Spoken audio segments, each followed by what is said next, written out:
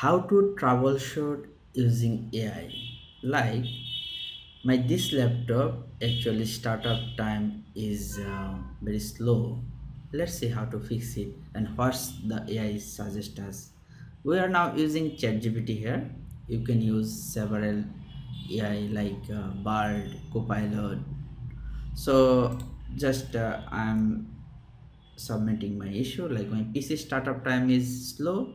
How do speed up my Windows PC startup time by disabling startup application? Just click here.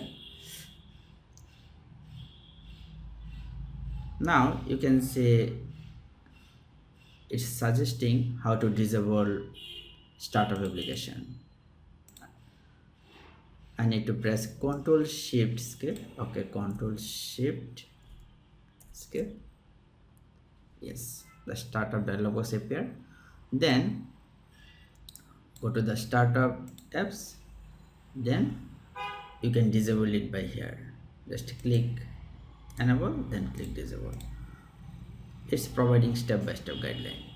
So easily we can troubleshoot now AI. Thank you for